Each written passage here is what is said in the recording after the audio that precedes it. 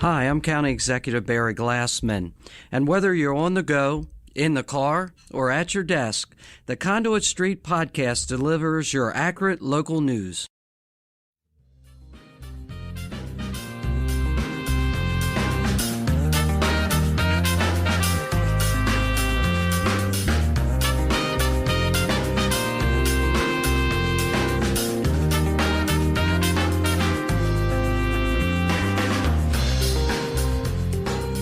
Hello and welcome to the Conduit Street Podcast. Kevin Canale here with Michael Sanderson. Michael, how are you? Obviously, we are still social distancing. Another week of podcasts, another week of doing this remotely. But how are you and the family holding up? Everybody's doing okay here. Everybody seems to be getting into a groove. I've got kids at home who are working through their online learning, doing their assignments and so forth. So I don't know, this week is feeling a little more ordinary than last. So I guess that's a good thing. How about you? Yeah, I feel like as we go, it becomes a little more ordinary. But yeah, it's still odd not to be in the office, but everybody's healthy, happy here, so can't complain. Good. All right, this week on the podcast, we're going to tie up some loose ends from last week. We had a special guest, David Dupay. We talked about a lot of fiscal issues. We just want to make some clarifications there. Then we'll get into Congress and how Congress is addressing this pandemic, especially in terms of federal aid. And then we'll talk about some quirky issues, how that federal aid is being distributed in Maryland. And we'll talk about education funding and a weird timing when it comes to maintenance of effort, Michael. That's a phrase that our listeners may be familiar with, but we'll get into all that. So first of all, I mentioned last week we had David Dupay on, obviously a wealth of knowledge when it comes to all things fiscal, but we do want to clarify a couple things from last week, Michael, because all this is super wonky and we want to make sure we get it right. Yeah, and I think, one of our thoughts was we wanted to have Dr. Dupay join us in part because, this is a guy who did his doctoral thesis on best practices for maintaining reserve funds at the state government level. So, we're talking about that kind of stuff in Maryland now. He had some interesting and maybe provocative thoughts about how states ought to be doing that. I think that was an interesting conversation. It also felt right to get into the trigger provision in the Kirwan school funding bill, this catchphrase that got into the final bill saying, okay, if revenues drop off a cliff, then that year's provisions won't take effect and we'll just do a cost of living adjustment. Everybody seems like they understand what that was supposed to mean, but reading it word for word left us with some questions that we couldn't answer last week. But I don't know, a byproduct of having a conversation on a medium like this is we get some people around town who listen to it, had some insights to chip in, and I think we can clarify and fill in some of the missing pieces in that puzzle that we left open as of last week. So let's do that. So you mentioned the trigger provision. We talked about the Board of Revenue Estimates last week. They make adjustments and estimates throughout the year in terms of what the state revenues are going to be. We mentioned that the two most important estimates are March and December, and that is true. But we also talked about a multi-year estimate, Michael, in March. And I think we said we didn't believe that they actually made one this year, but that's not exactly true, is it? Well, I guess that's the missing piece here that left us collectively scratching our heads and chins last week as we recorded, was saying the trigger provision in the Kirwan bill takes two snapshots in March and then the subsequent December and uses a potential drop-off in general fund revenue between those two estimates as what would activate this trigger provision and say, okay, it's an austerity time, so we're not going to spend the money. The idea was it seems to be referencing an FY22 projection in the official revenue estimates prepared in March of 2020, just several weeks ago. Dr. Dupay, a longtime fiscal staffer with the General Assembly, this hasn't been his primary beat, but he's been a budget watcher and a manager of budget issues for a number of years. He said, when they release those numbers in March, it doesn't seem to have a multi-year forecast. It's always been the tool we need to balance this year's budget to. So in March of 20, everybody just sees the FY21 numbers because that's the budget everybody's hammering out right at the moment. So Sure, we were and that left makes saying, sense. yeah, we were left saying, if there's no multi-year forecast, how can you pin a difference based on the out year? So it turns out they do make a multi-year estimate in March, but they just don't publish it for whatever reason, right?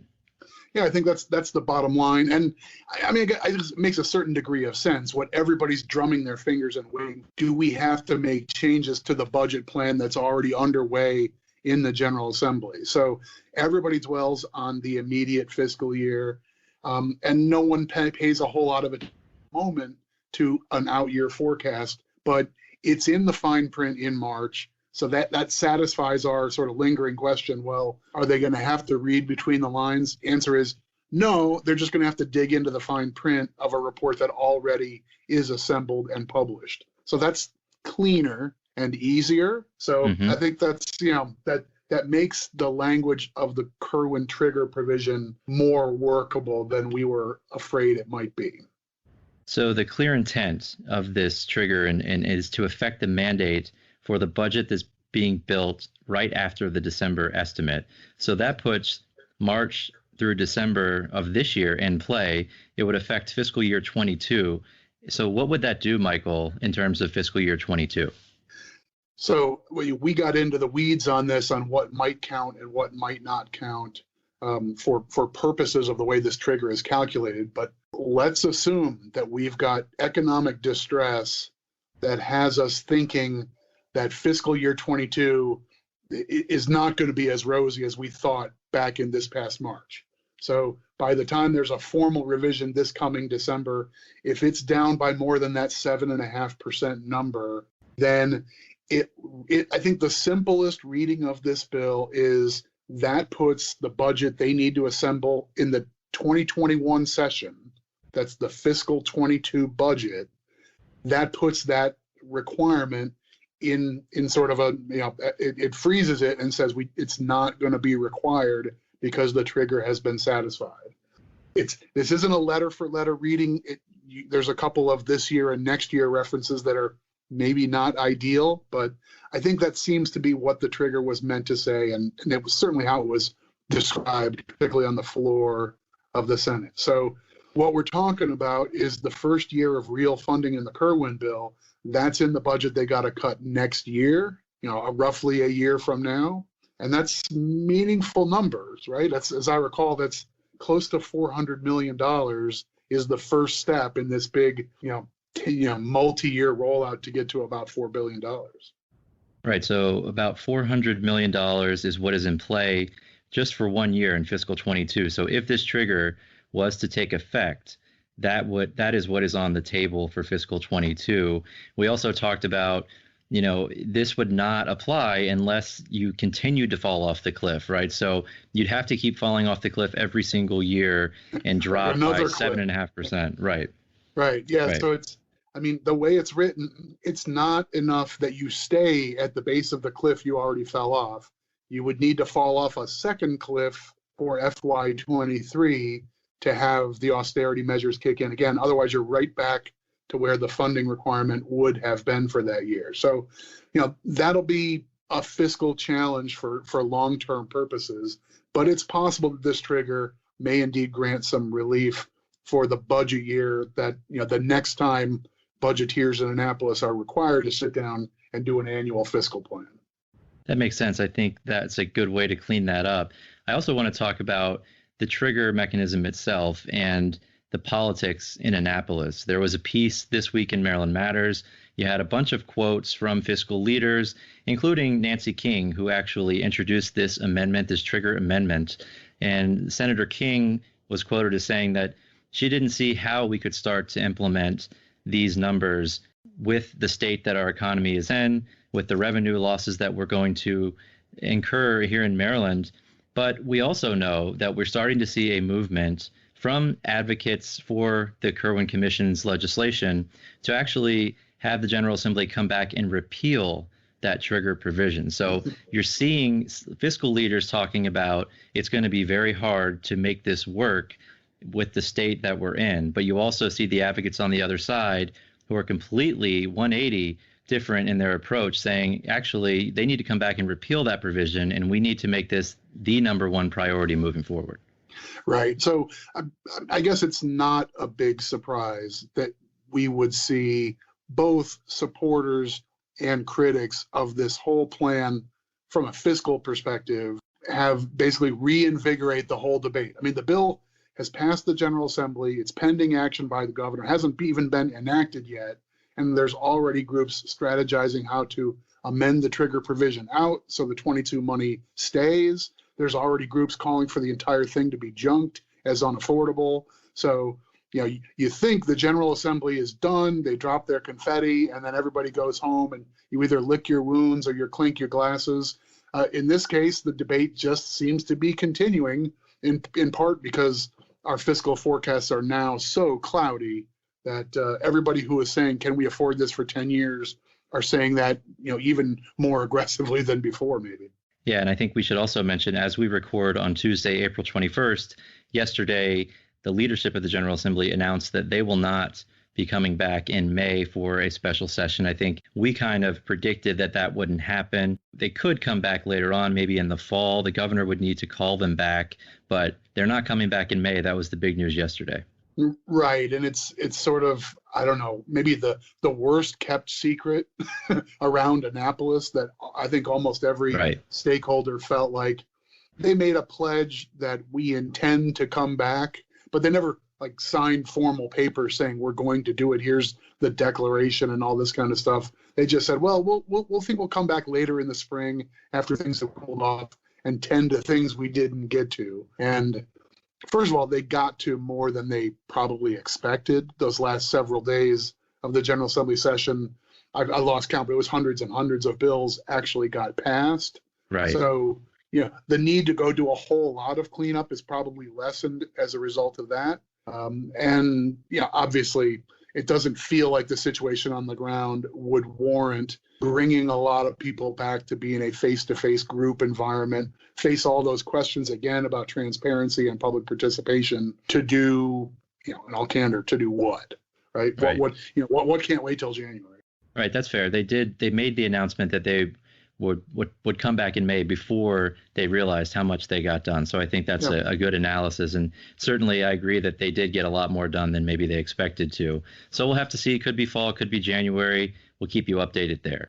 So, Michael, let's jump in now to Washington and Congress. We'll shift gears from a political body that we kind of understand to a political body that we can be honest, we have no real understanding of. No, and that's typical. I think you'd be hard pressed to find many people who know exactly what is going on and can predict what's going to happen with Congress. But let's talk about Congress and their response to this pandemic when it comes to federal aid. This week, Michael, they're expected to pass the COVID-19 stimulus package 3.5. Before we talk about that, let's talk about what they've done so far to address the pandemic. So in less than 4 weeks, they did approve, and the president signed into law 3 bills totaling more than $2 trillion worth of aid from the federal government. And when it comes to Congress, you could say that's pretty impressive to get all of that done in just 4 weeks, especially with the way Congress operates. That obviously includes the CARE Act that we saw in late March. That included $150 billion for state and local stimulus funds, $500 billion for industry, local governments and states, $367 billion for small businesses, hospitals, and of course those $1,200 checks for most Americans. And so now that brings us to this week. We think, as we're here on Tuesday, that the Senate could act as early as today, the House will follow, and they could potentially get stimulus package 3.5 done. And Michael, I know there's a process here, and let's get into that because it's interesting in terms of how they need to get this moving when they're not actually in town. Right. So that's the biggest sort of moving part here is we've seen for the last several days very aggressive and very active negotiations between congressional leaders and representatives from the administration, the Department of Treasury and other leaders from the White House, working with mostly the Democratic leadership in the Congress. But really, this needs to be an all-hands-on-deck deal because, as we've read in headlines, that we're not breaking the news here, but we've read in the headlines that a number of these pots of relief funds have already dried up. And there are, worrisome stories, particularly about small businesses who filed a timely application to get, I need $40,000 so I don't go belly up. And I just need to pay the rent and pay my essential staff while I'm not selling any pizzas. And right. It turns out the funds are dried up from those accounts from this round of funding. The need was just more than anticipated, and maybe a wider swath of the universe got their hands on these funds than we might have guessed. There's big politics there, as with everything in Washington, but there's a real sense of urgency. We want to do a 3.5, meaning we already passed bills 1, 2, and 3.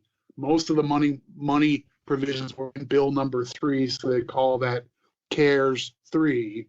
To do a 3.5, this is almost like software developers. You start doing numbers for the iterations of your project. Rather than going to 4, meaning it would be a new bill, the idea here is to use a tricky technical provision called unanimous consent. And the Congress has the ability to modify something it's already passed without coming back into formal session. But the condition, the word's right there, unanimous, every single member of the Congress has to be okay with the change. And that is, in most respects, unfathomable, right? I mean, and let's remember what we're talking about here. So you mentioned the CARES Act, a lot of money there for small businesses, like you said. The Republicans in the Senate, it seems they just wanted to replenish the funds that had run dry for small business, right? That was the general idea. That's when you talk about amending something that they've already done, using unanimous consent. But of course, there's all sorts of other funds that are needed. And so trying to get every single member of the Congress to agree on anything seems impossible. But it does sound like, Michael, they're going to be able to do something this week. Yeah, I think the urgency of the issue makes sense here. The Senate and the U.S. House apparently don't plan to reconvene in D.C. for about 2 more weeks, but they like to make this change before that. So you put into a package something that everybody can agree to, and then there are already talks about what's going to be in a round 4 that will come some weeks down the road. So if you're trying to take a temperature in DC, it seems to be we need some immediate fixes, and we also know that package number 3 wasn't up to the long-term task that seems to be ahead of us. So let's do the unanimous fine-tuning now, and then when we get to round 4, we'll be talking about other stuff. Now, everybody wants their pet project to be in the immediate part, but the requirement that it be unanimous makes it hard to squeak in a little of this and a little of that and have absolutely nobody stand up and say, I don't like this and I don't like that. So the list will probably be short. Ordinarily, if Congress uses unanimous consent, it's things like, oh, we passed a bill renaming a post office, but we misspelled the name of the woman we're trying to name it after. So please, everybody by unanimous consent, it was supposed to be IE instead of EI, and everybody's fine with it, right? That's the kind of thing you can get unanimous consent on ordinarily. Here, we're going to try and get an awful lot of camels through that particular eye of the needle. Yeah, I think that's a great point, and I think it lays out what's really on the table at this point. And again, on Tuesday here about 1 o'clock, it sounds like what's going to be in 3.5 is going to be, of course, replenishing the funds for small business aid, some aid for hospitals, and potentially some aid for COVID-19 testing. We know that is a big issue. But what is not in 3.5, Michael, and what we were hoping to see, is aid for state and local governments, which is essential. We mentioned in the CARES Act, there was money for state and local governments, but the key there is that money was only to address costs associated directly with this pandemic. It didn't do anything to address the revenue losses that we know are piling up at the state and local level. So money is desperately needed to backfill those losses. We know Governor Hogan, as chair of the National Governors Association, he called for $500 billion in state aid and local governments. That is an idea that does certainly have bipartisan support. Obviously, revenues are down, expenditures are up, and we saw Democrats in Congress calling for $150 billion, I think, was the last number I saw as part of this 3.5. Doesn't sound like that's going to make it in. But you mentioned a potential fourth package. We've heard talk about there being some deal with infrastructure to pump up infrastructure funding. I'm not sure, and I don't think we're sure how that all plays out, but it's clear that we do need money at the state and local level. I saw New York State yesterday said that without aid, they'll be forced to slash their state budget by up to 20%. You're Right. talking about education, public safety, health, all of the essential functions that are provided at the state and local level. So it's very clear, and it's disappointing that state and local aid is not included in 3.5, but hopefully we'll see a fourth package. I know that the National Association of Counties, local government associations across the country are pushing for that, but unanimous consent, as you said, Michael, makes this very difficult. So it seems like you're going to get essential funding that's needed right now, but there's not an agreement on state and local funding at the moment. Yeah, I think that's probably where the needle is as we speak and as we record on Tuesday. This has been moving very rapidly, and if we were trying to record something on this past Sunday or this past Friday, I would have been saying different things. We've been working closely with the National Association of Counties and with counterparts from other states, particularly those who have a big bipartisan delegation in Congress. Everybody's been trying to message on this.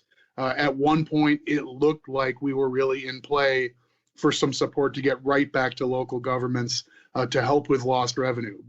And that's a tricky argument to make because it sounds like there's just sort of this big square that says government and it's just asking for money.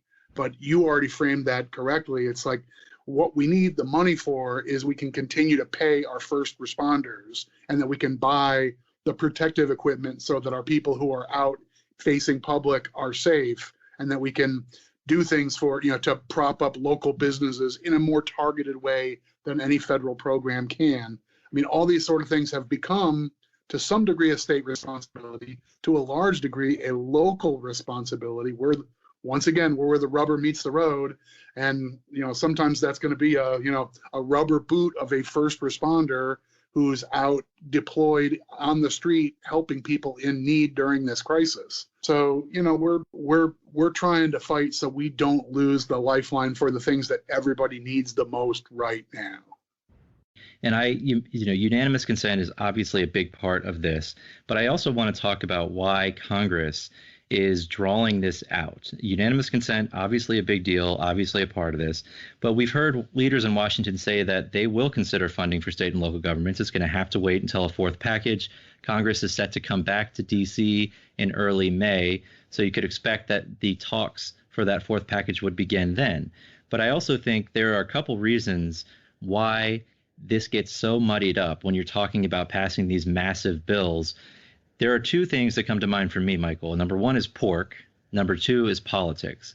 I want to get your perspective on why riders really muddy the waters when Congress is trying to move a significant piece of legislation like this. And then also let's talk about how politics is coming into play when it comes to providing money for state and local governments. So, one thing, if we've got listeners who are principally focused on state and local policy, and in particular, they're residents or denizens in Maryland, and that's where you focused. You've probably heard us talk about things like the single subject rule. In Maryland, there's a specific provision in law that when you pass legislation, it all has to be about one topic. What you can't do is take a popular bill on topic A and say, well, I have topic Q over here, and I'd like to get that little thing done, so I'm going to amend my entire bill onto this other bill, and it's unrelated, but this is my way to get the votes for it. You can't do that in Maryland. The Attorney General will advise the governor the bill is unconstitutional, and the governors have vetoed bills in the past on grounds they violate the single subject rule. Congress is the opposite. Congress has no such rule and can pass bundles of things together. They do so all the time, and when a big package of things gathers momentum and starts to become a consensus, that's an opportunity for lots of odds and ends to get hung on there. Here's funding for a particular project, or here's some small provision that several people really wanted, and so forth. These things can be critically important to a given district or to a given state, and sometimes that's the way these things get done. If this is a big deliverable, if you're from Alaska and you needed X, Y, and Z, lo and behold, here comes X and Z at least, and you got them in because that was your condition of getting in on the big bill. So this is par for the course in Washington, D.C. and the U.S. Congress. It can be frustrating for those of us who are used to watching maybe a cleaner process with a little less of this, oh, wow, the list of things that are in this bill that are unrelated to the central cause seems long and offensive, but sometimes that's what it's the cost of rallying a majority. Right. And so obviously the riders play a big part in the debate. When people see certain things get inserted into critical legislation, they're going to balk.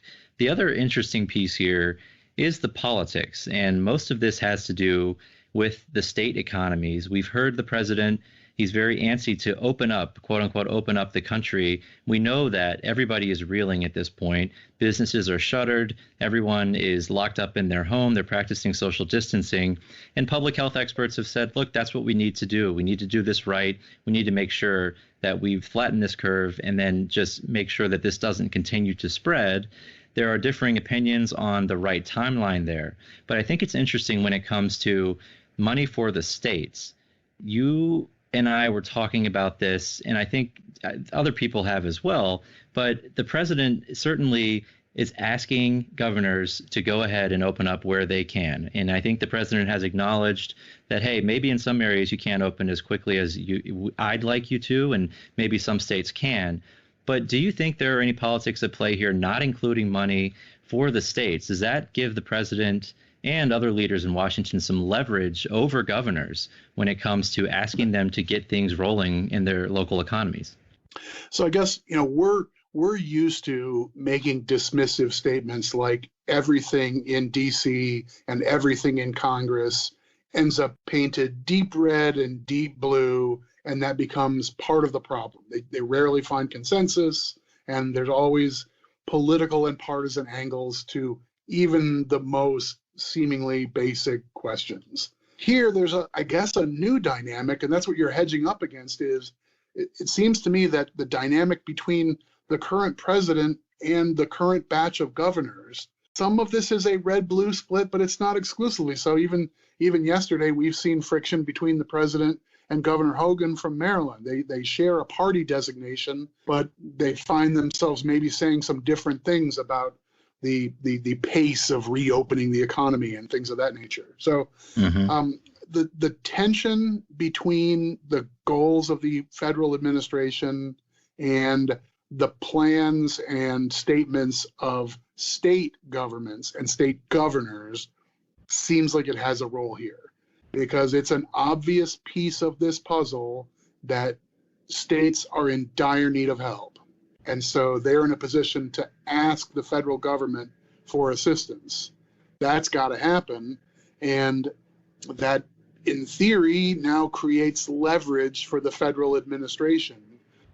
You give away that leverage if suddenly you write a big check and say, here's $500 billion. That should satisfy everything that governors out there need. So, I mean, sadly, we might be in that spot where we've made a good policy case, but we're caught up in a peculiar sort of singular brand of politics right now. Fascinating for sure. We'll go ahead and leave it there. We're going to go ahead and take a break. When we come back, we'll talk about that federal funding, how it is slated to be distributed in Maryland, and we'll get into quirky timing when it comes to education funding here in Maryland and amid this pandemic. All that and more. Hi, this is Brian Griffiths, the founder of Maryland Podcast Month. Maryland Podcast Month was founded in 2018 to draw attention to all of the great podcasts and podcasters here in Maryland. And during this time of social distancing, there is no better time to start learning more about locally produced podcasts. Shows like my podcast, Red Maryland Radio, Eye on Annapolis, the Conduit Street Podcast, JB's Drive-In Podcast, the Maryland Crabs, Quality Time, the Society Fringe Players, and more are still putting out fresh content. Visit MarylandPodcastMonth.com to learn more about these great Maryland podcasts. That's MarylandPodcastMonth.com. And we thank you for your support of local content. Welcome back to the Conduit Street Podcast. Kevin Canale back here with Michael Sanderson. Michael, on the front half, we talked about federal aid to state and local governments. We talked about the CARES Act, where money is starting to flow down to the state and local level. And I think it's important that we mention Maryland's plan for distributing $364 million of local aid. And there is some quirky language when it comes to how this is being rolled out. I think it's fair and it's important to mention that the administration is really trying to figure things out on the fly, as is everybody else. They're trying to make sure they do this the right way. But Michael, talk about the plan for distributing this local aid to the local governments across the state of Maryland. In general, this starts at the federal level. So the federal government did their round 3 CARES bill, what we've just been referencing, and the piece that they're trying to shape up. And at the federal level, they drew a line and said local jurisdictions with a 500,000 population are big enough that we're going to send them an allocation directly. And everybody smaller than that, the federal government doesn't want to bother with sorting out which town gets this and which county gets that. Instead, we'll hand it to the state. We'll give some guidance in general that this is supposed to be 45% local funding. So you figure out who the right players are, how to distribute it, and that can be a state decision. So Maryland put the pieces of that puzzle together last week. The $364 million represents federal funds coming through the state, pass through to the local governments other than it's 5 large counties: Baltimore City and County, Montgomery and Prince George's, and Anne Arundel got direct distributions. I think everybody else is below 500,000 in population and therefore are part of this 364 split up. So those are the moving pieces of how we got to where we are. And the letter lays out sort of how the money is going to come out. And it's not a giant shock, but no surprise, there's a little bit of devil in the details here. Right. So 19 counties we're talking about are going to chop up this $364 million of local distributions. The other 5 larger counties got money directly from the federal government. You mentioned a letter from the Department of Budget and Management that sort of set forth the plan for distributing the federal CARES funding. One thing that's interesting to me is that the money is actually just directed to local health departments, Michael, and half of it, I guess, correct? And the other half right, to counties and municipalities directly who are incurring new costs as they're combating this crisis. But it is interesting that you're distributing money to the local health departments, because I don't know that they have the capacity, nor do they want to have to sort of figure out how to do all of this stuff. I'm not sure that they have the infrastructure in place to do that. But talk about why you think half of the money was sent directly to them instead of just to the county governments, who obviously are overseeing all of this response directly. Okay, well, as far as the counties and the local health departments, there's 2 issues here, one of which mostly makes sense and one of which I think doesn't and probably needs to be smoothed out. So first of all, the decision to send a good deal of these resources to local health departments makes sense on a certain level. They're the ones who are running clinics. They're the ones who, if a jurisdiction is out trying to procure protective equipment and so forth, a pretty good chance that's going through the local health department. They have more expertise and more infrastructure for the health parts of this crisis. So if your county needs to go out and rent a facility to become an adjunct medical facility for people in need, or to keep non-COVID patients out of your hospital, that's probably going to happen through public health funding, and sending that kind of stuff through the health departments makes sense. Right. Where we have some potentially cross switches, though, are with some intimations in what we got from the State Department of Budget Management that the health departments would actually really ride herd over all this funding, including stuff that's not public health at all. So if the county government is renting a facility so that volunteer firefighters have a space to assemble safely and store their gear and so forth, that's really not a local health department responsibility at all. It's the county government spending money. That's what the other half of this allocation is about, local government spending. It's a little bit weird, but the way this seems to have been phrased suggested the county's going to have to run to the finance officer in your local health department and get her to organize all this funding and do all the drafting of checks and so forth. And the last thing we want to do right now is overburden our public health professionals with stuff that they don't have expertise in. I mean, they're trying to save lives right now. Let's let them do what they do best. County governments can handle the idea of, we had to draft a check for this, here's who it went to, and here's what it's for. So this is not interesting and sexy stuff, but it down in the details, making sure we can do this expeditiously and reasonably makes sense. So I think we're hopeful in the days ahead we'll get that process stuff smoothed out. But half the money to health officers for true health, sure. Half the money for local governments for everything else, sure. But let's not put everything under one umbrella and have the health department sort of the local czar of everything. Right. And I know that I've been fielding questions from counties in terms of eligible costs and what costs would be considered eligible, who is going to determine whether or not those costs are eligible. MACo sent a letter today to the Department of Budget and Management on behalf of our members of the 24 counties, requesting some clarity there. And I think, Michael, you can speak to this. You wrote the letter.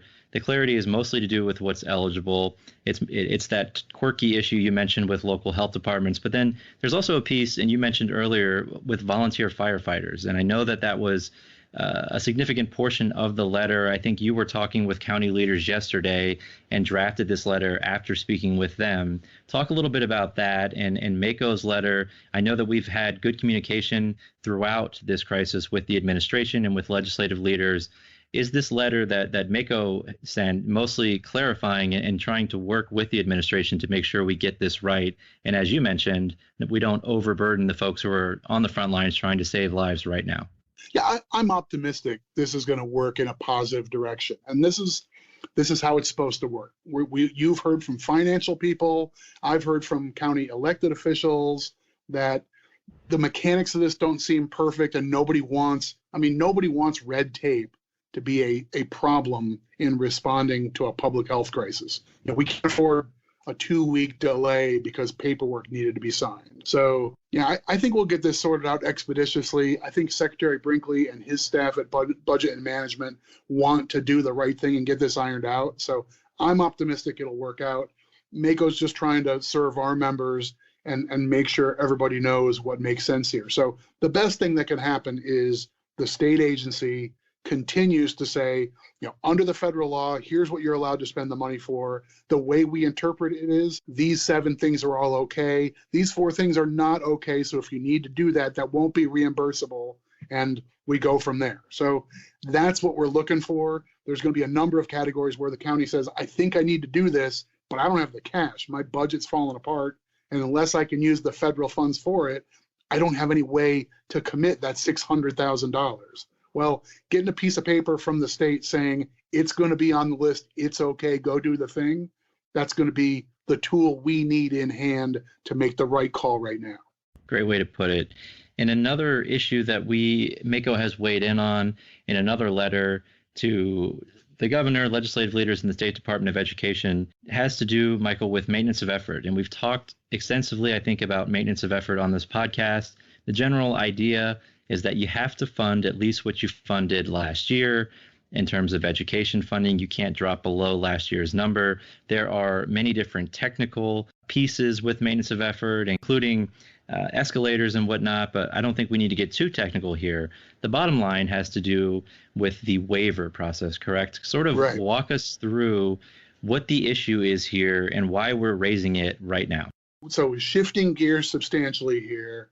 But as we wrap up talking about what to do with these federal funds, we leave on a note of uncertainty that we know revenues are in the midst of taking a big plunge. We don't know for how long and how deep and what shape the recession might take. So all that is a big question mark. If you're a county budget officer, and Kevin, you've been on the phone with this group, seems like 2-3 times a week now, they're Yes. all wringing their hands saying, I'm trying to prepare a vanilla budget for next year, but I don't even have faith that that's really accurate. I don't know where we're going to be.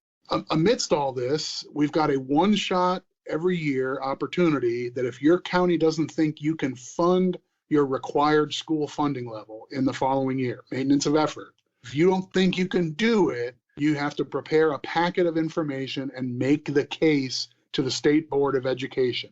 They have the ability to say, okay, we agree your county can do $1.2 million less because we ran all the numbers that you shared with us, and we agree that's a reasonable allowance to give you. That's the only way you get out of maintenance of effort being absolute. And the only time you can do it is by, interestingly enough, April 20th. Yesterday. So, yeah, I mean, that timing has never been perfect because we have counties at various stages in their budget proposal and planning and public hearings and so forth. Different places are on different timetables. But this year, it seems almost uniquely, comically poorly timed to try and ask a county budget officer, hey, can you put together a 20-page presentation telling us exactly what your revenues are going to look like for fiscal year 2021? We want to know to the nickel and tell us precisely how much wiggle room you think you need with your school budget for next year as a result of that. And it would be a 20-page document of question marks. Or that's the best you could do right now. You could take a stab and say, hey, we think we're going to go down 6% or 16% or 26%, but there's no one out there who knows what this is going to look and feel like. Right. It all depends on how long this lasts. And, I think you said it, vanilla budgets. I think you're going to see, and we are seeing, a lot of asterisks in county budgets right now. And I do want to make clear, too, no county out there right now is planning to go below maintenance of effort. But as you said, nobody knows what this is going to mean in terms of revenues. And it all depends on the timeline here, how long businesses are closed down, how long people aren't working. That all affects the revenues that are coming in terms of income taxes, hotel taxes, recordation taxes, admissions and amusement, you name it. It's hard to know what things are going to look like in fiscal 21. So MACo has been communicating with the administration, with leaders in the General Assembly, the State Board of Education, sort of just planting the flag here, right? And making sure that they understand that this timeline, April 20th, is comically, it's not going to work, okay? We don't know what this means yet. So I think planting the flag makes a lot of sense there. Again, nobody right now is planning to go below maintenance of effort. I don't believe that any county submitted a waiver request, but in the months to come, assuming that this does go on for a while and revenues really do take a monstrous hit, more so than maybe some counties think right now, you could be in a really tough spot with no way to ask for relief from the state. And by the letter of the law, you're really stuck because you mentioned that's really the only way. This waiver is the only way that you can relieve yourself of that obligation in the short term. Right. So, I mean, it's a strange thing to do, to point out what seems like a systemic flaw. I mean, this process just doesn't serve the situation we're all in right now well. So the best we could do was MACo sends a letter. I mean, if there's a simple message in that letter, it's you're probably not going to get any waiver requests here in April, but please don't whistle past the graveyard thinking that because they didn't show up with timely, specific requests, that there's not a problem for next fiscal year. And we easily could find ourselves in whatever, October, December, whenever, where counties are looking at that year's budget already underway and saying, we have to make a 12% cut in the entire county budget.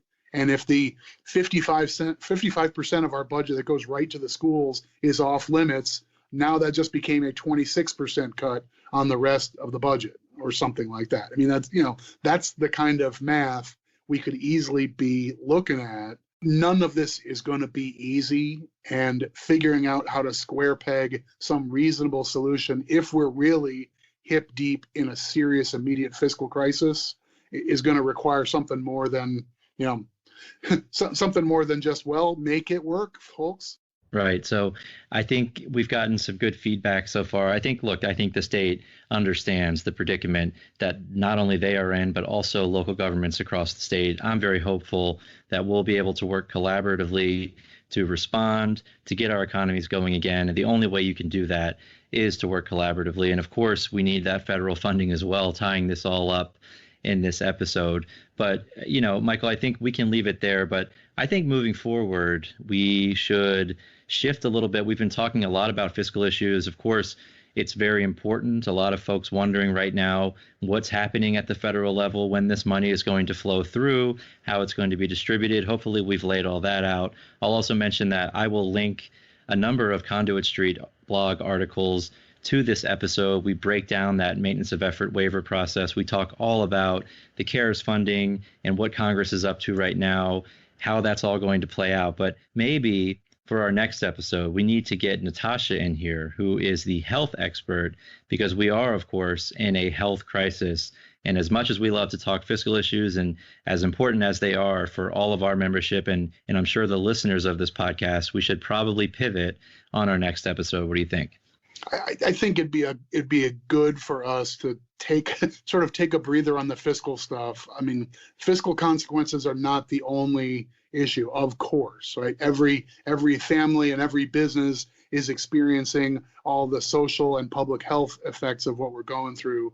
That's affecting county governments and our communities as well. There's some criminal justice issues here that are relevant and timely for Maryland, and some other legal issues in the bigger picture that are worth talking about. So let's bring on our friend and colleague Natasha and talk through a longer list of things that you and I tend not to get to when we just put on the green eye shades like this. Yeah, we tend to miss some of those, but there are some very important issues that are not fiscal related, obviously, that are happening now in Maryland and across the country. So we'll get Natasha in here next time, but I do think it was worth tying up some issues from last week and sort of going through what's happening right now at the federal and state level when it comes to trying to dig ourselves out of the fiscal crisis that we are at least knee deep in at this point, and hopefully we don't get too much higher, but certainly things can get a lot worse quick. All good here. All right, that'll do it for this week. As always, if you enjoy the podcast, please go ahead and subscribe. That way, all these episodes will be sent directly to you. We are on all the major platforms. You can follow us on social media, Twitter, Facebook, and of course, the Conduit Street blog. But for now, for Michael Sanderson, Kevin Canale signing off, and we will talk to you soon.